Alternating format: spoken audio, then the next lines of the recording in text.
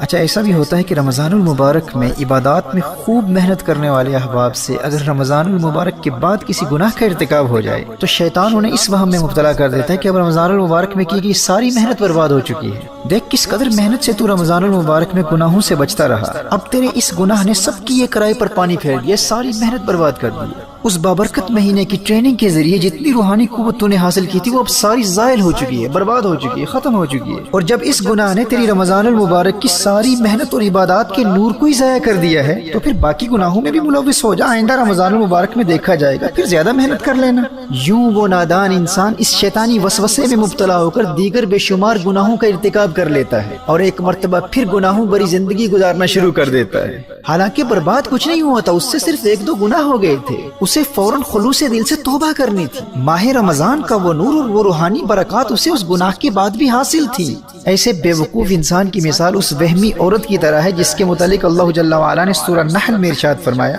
وَلَا تَكُونُ كَالَّتِي نَقَضَتْ غَزْلَهَا مِن بَعْدِ قُوَّةٍ أَنْكَاثًا، اس عورت کی طرح نہ ہو جس نے اپنا سوت مضبوطی کے ساتھ کاٹنے کے بعد ریزہ ریزہ کر کے توڑ دیا۔ یہ مکہ مکرمہ کی ایک وہمی عورت تھی جو انتہائی محنت کے ساتھ دوپہر تک سوت کاتا کرتی تھی اور دوپہر کے وقت اس کاتے ہوئے سوت کو خود توڑ کر ریزہ ریزہ کر دیتی تھی۔ یہ اس کا وہم تھا، بس وہم میں مبتلا ہو کر اپنی ساری محنت خود اپنے ہاتھوں سے ضائع کر دیتی۔ میرے دوستو، اس وہم اور وسوسے میں مبتلا وہی ہوتا ہے جو ماہ رمضان کے بعد کی زندگی کا مقابلہ ماہ رمضان کی زندگی کے ساتھ کرتا ہے۔ وہ یہ سمجھتا ہے کہ غیر رمضان کی زندگی بھی عبادات، تقوی اور پرہیزگاری کے اعتبار سے رمضان المبارک کی طرح ہوگی، جبکہ اسے جاننا چاہیے کہ غیر رمضان میں شیطان آزاد ہو چکا ہے۔ اب وہ ماہ رمضان والا نزول ملائکہ کا سلسلہ ختم ہو چکا ہے، اب وہ رمضان المبارک کی بہاریں نہیں رہی، اب وہ ماہ رمضان کی برکتیں کہاں۔ اب غیر رمضان میں اس کی نیکیوں کا لیول اور گناہوں سے بچنے کا لیول رمضان کے مقابلے میں کم ہوگا۔ غیر رمضان میں نیچرلی تقوی اور پرہیزگاری میں تو کمی واقع ہوتی ہی ہے۔ اس لیے محترم احبہ، عام لوگوں کو ماہ رمضان کے بعد کی زندگی کا مقابلہ ماہ رمضان کی زندگی سے ہرگز نہیں کرنا چاہیے، بلکہ ماہ رمضان کے بعد کی زندگی کا مقابلہ ہمیشہ ماہ رمضان سے پہلے کی زندگی کے ساتھ کرنا چاہیے۔ یہ بڑی اہم بات ہے۔ یعنی اگر ماہ رمضان میں حاصل کی گئی تربیت کا آپ پر اتنا اثر ہوا ہے کہ ماہ رمضان کے بعد کی زندگی فرائض کی ادائیگی اور گناہوں سے بچنے کے اعتبار سے ماہ رمضان سے پہلے کی زندگی سے بہتر ہے، تو آپ اللہ جل وعلا کا شکر ادا کریں کہ اللہ جل وعلا نے آپ کو آپ کے مقصد میں کامیابی عطا فرمائی ہے، آپ کامیاب ہیں۔ اب اگر کوئی گناہ ہو بھی جاتا ہے تو فوراً توبہ کر کے اپنا روحانی سفر جاری رکھیں، اور شیطان جب بھی اس وہم میں مبتلا کرنے کی کوشش کرے کہ اب کیا فائدہ، اب تو سب کچھ برباد ہو چکا ہے، تو نے تو گناہ کر لیا ہے، ماہ رمضان کی ساری محنت برباد ہو چکی ہے، پھر گنہگاروں والی زندگی گزارنا شروع کر دے اور آئندہ رمضان میں پھر محنت کرنا اور پھر دیکھا جائے گا۔ ماہ رمضان کے مقابلے میں تو اب تو زیرو ہے، صفر ہے، ختم ہو چکا ہے۔ جب شیطان اس وسوسے میں مبتلا کرنے کی کوشش کرے تو فوراً جواب دے کہ میں نے ماہ رمضان کے بعد کی زندگی کا مقابلہ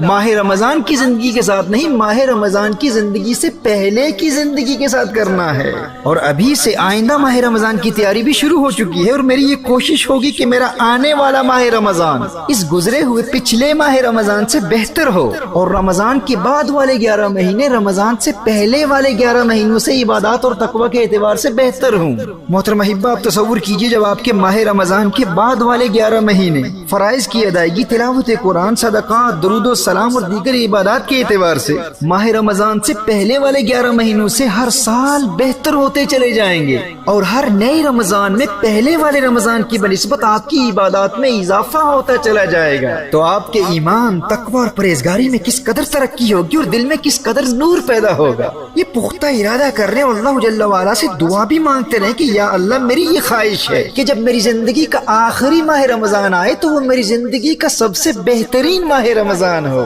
دوستو، اگر آپ اپنا مائنڈ سیٹ یوں بنا لیں گے نا تو آپ کی تمام زندگی ماہ رمضان کے گرد گردش کرتی رہے گی۔ ماہ رمضان کے بعد کی زندگی کا مقابلہ ماہ رمضان سے پہلے کی زندگی کے ساتھ، اور ہر نئے ماہ رمضان کی زندگی کا مقابلہ پچھلے ماہ رمضان کی زندگی کے ساتھ، یوں دل میں عشق رمضان المبارک مسلسل بڑھتا رہے گا۔ حضرت یعلا بن فضل فرماتے ہیں کہ صحابہ کرام علیہم رضوان سال کے 6 مہینے اس دعا میں گزار دیتے تھے کہ یا اللہ، ہمیں ماہ رمضان عطا فرما دے، اور جب ماہ رمضان مل جاتا تو 6 مہینے اس دعا میں گزار دیتے کہ یا اللہ ہماری رمضان کی عبادتوں کو قبول فرما لے. یوں ان عاشقان ماہ رمضان کی تمام زندگی ماہ رمضان کے گرد ہی گردش کرتی رہتی ہے. محترم احبہ، ماہ رمضان کی یادوں سے اپنے قلوب میں اجالا کرنے کے لیے شوال مکرم کے 6 روزے ضرور رکھیں، اور اسی طرح ہر پیر اور جمعرات کا روزہ بھی ضرور رکھیں، اور ایام البید یا ایام بیز ہر مہینے کی 13ویں، 14ویں اور 15ویں تاریخ کو روزہ رکھیں. یوں رمضان المبارک کی یادیں بھی تازہ ہوتی رہیں گی، اور ان صحیح احادیث کی روشنی میں یہ روزے رکھنے والوں کو تمام سال روزہ رکھنے کا ثواب بھی ملے گا.